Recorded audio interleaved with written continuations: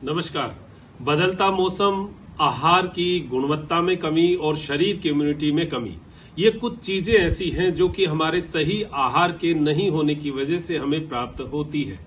देखिए, अगर शरीर को स्वस्थ रखना है तो हमें, जैसे कि हम आज की आधुनिक चिकित्सा पद्धति में जाते हैं तो हमें बताते हैं कि आपके विटामिन की कमी है, आपके मिनरल्स की कमी है, इन कमियों के लिए आप ये टैबलेट्स लीजिए। लेकिन आयुर्वेद एक ऐसी पद्धति है जो कि पुराने सनातन समय से चली आ रही है और उसके अंदर इन चीजों के लिए छोटे छोटे जो इंग्रेडिएंट होते हैं, इनके लिए हमें बहुत सारी ऐसी हर्ब्स हैं, ऐसी औषधियां हैं जो कि हम मिलाकर घरों में लेते हैं।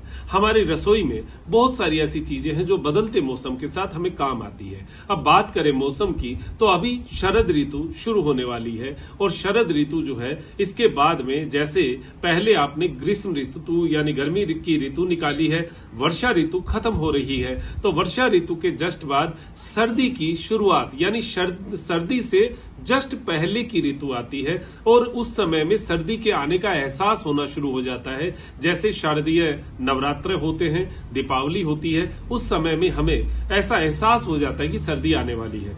यहां से हमें कुछ जो ऐसा हमारा खान पान हो उसमें कुछ परिवर्तन करना चाहिए। कारण है क्योंकि जब आप नवरात्रे और दीपावली के आसपास अपने घरों की सफाई करते हैं तो आपको छींकें आती हैं, आपको शरीर में कमजोरी महसूस होती है, इम्यूनिटी कमजोर महसूस होती है। तो इस समय में आपको फील होगा कि मुझे कुछ ऐसा खाना चाहिए जो मेरे आगे जीवन के लिए बढ़िया रहे। और सबसे अच्छी बात यह है कि शरद ऋतु के बाद जो हेमंत ऋतु आती है, शरीर में जमा करने के लिए यानी एक साल की एनर्जी को जमा करने के लिए यही समय सबसे बेस्ट होता है। और इस बेस्ट समय में हमें बेस्ट फूड लेना चाहिए। तो इसके लिए क्या है, देखिए, कुछ चीजें तो हम रसोई में रखते हैं, जैसे हमारे सौंठ है, काली मिर्च है, इलायची है, लौंग है, दालचीनी है, बहुत सारी चीजें हमारी रसोई में होती हैं, लेकिन उनका उपयोग हम कितना कर पाते हैं। अलग अलग लेंगे तो काढ़े में लेंगे या किसी पेय पदार्थ में डाल के लेंगे तो कितना ले लेंगे।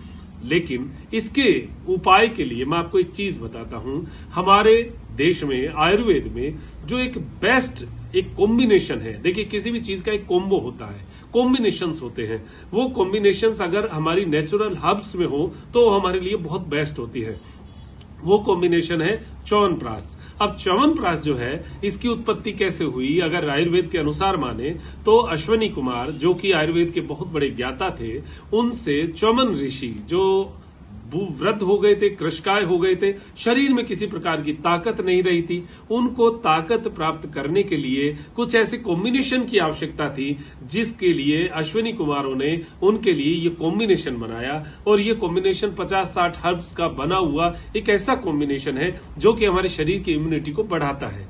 ये अगर हर साल लिया जाए, आप अपने घर में बुजुर्गों को पूछेंगे तो वो अपने समय से शुरुआत से ही च्यवनप्राश ले रहे हैं। पहले तो क्या था कि वैद्य जो है अपने घरों पर गुड़ और इन चीजों से मिलाकर च्यवनप्राश बनाया करते थे, लेकिन एक समय के बाद चीनी का प्रवेश हमारे जीवन शैली में आया तो च्यवनप्राश की कहीं ना कहीं गुणवत्ता में कमी आई और हमें ऐसा फील हुआ कि वो जो स्वाद था, जो आज से 30 साल 40 साल पहले का स्वाद था, वो आज स्वाद कहीं गायब सा हो गया है। हमें पपड़ी सा महसूस होता है च्यवनप्राश में। तो ऐसी कुछ चीजें हम जो है वो प्राप्त करें। तो च्यवन ऋषि को जब अश्वनी कुमारों ने वो च्यवनप्राश दिया, उन्होंने वो खाया, तो उनके शरीर में एक यौवनावस्था जो है, एक जवानी का भाव जो है, शरीर में जवानी आ चुकी।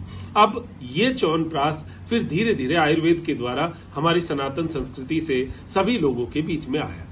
अब यहां से बात होती है कि क्या हमें लेना चाहिए या नहीं। तो देखिए, च्यवनप्राश जो है वो हमारे लिए आज भी वही औषधि है जो हमारे शरीर को ताकत देती है। हाँ, इसमें कुछ ऐसी औषधियां हैं जो कि हम अपने मूल रूप से थोड़ा भटक चुकी हैं, लेकिन कुछ नहीं से तो कुछ अच्छा आज के दिन हमें जो मिल रहा है उसमें हम अच्छा देखने की कोशिश करें तो च्यवनप्राश जो है वो हमें लेना चाहिए।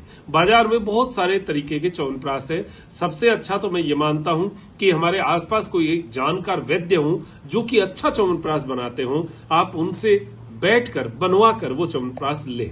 अगर वैसा नहीं मिले तो आजकल बहुत सारी कंपनियां इसके ऊपर अपना काम कर रही है।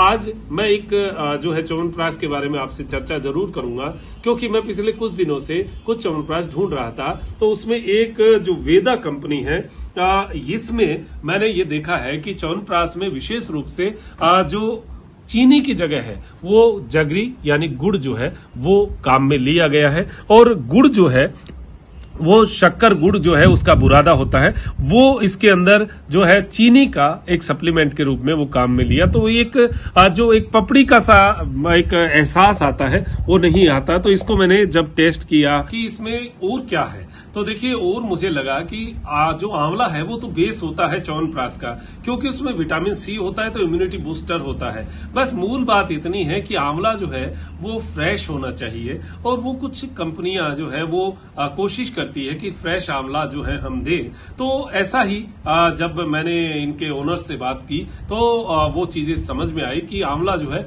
वो एकदम फ्रेश जो है वो अच्छी क्वालिटी का यूज लेते हैं। तो बादाम एलमंड जो है वो कुछ दाने इसके अंदर आते हैं, किशमिश जो है उसका स्वाद अलग से ही एक फील होता है, जो इलायची है, मतलब इन चीजों का एक स्वाद बनाकर ऐसी एक जो है एक अच्छी चीज जो है हमारे बीच में च्यवनप्राश की है।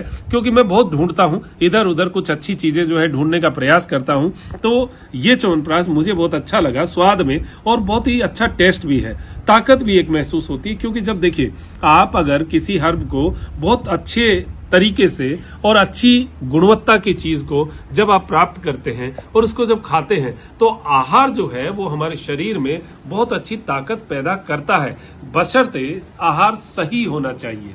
तो वेदा कंपनी का ये जो च्यवनप्राश है, ये जब मैंने खुद ने यूज किया, मेरे परिवार के साथ यूज किया, बहुत अच्छा जो है मुझे फील हुआ। और ये कुछ ऐसी चीजें होती है जो हमारे आयुर्वेद के द्वारा हमें दी होती है, बस बात इतनी है कि कुछ सही चीजें उपयोग होती हो, तो उसमें हर्ब्स का सही उपयोग, सही कॉम्बिनेशन, और कुछ चीजें जो सही, जो आज की परिपाटी के अनुसार ना हो, चीनी वाला जो सिस्टम है वो ना हो, उसमें जो है जगरी काम में ली जाए, तो ये मुझे लगता है कि ज्यादा अच्छा रहेगा। और गुड़ और शक्कर का तो आपको पता है कि सर्दियों में विशेष महत्व होता है। तो अब समय आ चुका है कि शरद ऋतु के बाद, शरद ऋतु मिडिल के बीच में आप च्यवनप्राश शुरू कर सकते हैं, जब आपका ठंडक का एहसास होना शुरू हो जाए। तो और हेमंत ऋतु में आप पूरी में ले सकते हैं। तो 2 महीने तो कम से कम हमें च्यवनप्राश लेना चाहिए, बच्चों को भी देना चाहिए और बड़ों को भी देना चाहिए। तो ये 1 चम्मच दूध के साथ हम रात को ले सकते हैं। कई लोग सुबह भी जो है इसका सेवन करते हैं। एक जवानी का एहसास, जवानी का मतलब आप जवान हो जाएंगे ऐसा नहीं, लेकिन जवानी का एहसास आना, आपके कार्य में एक ताकत आना जो है वो च्यवनप्राश से आपको महसूस होती है। तो ये कुछ चीजें हैं, आप कोशिश करिएगा अच्छे से अच्छा च्यवनप्राश आपको कहीं ना कहीं से मिले, और जो कंपनियां अच्छा च्यवनप्राश बनाती है उसको आप अपने जीवन में जरूर उपयोग करें, ऐसा मेरी अपेक्षा रहेगी। तो आप अपने जीवन को हेल्दी बनाएं, अपने आप को स्वस्थ बनाएं, ऐसी अपेक्षा करते हुए मैं डॉक्टर मनोज योगाचार्य लेता हूं इजाजत त्रिनेत्र टीवी के लिए, त्रिनेत्र योग धाम से। नमस्कार।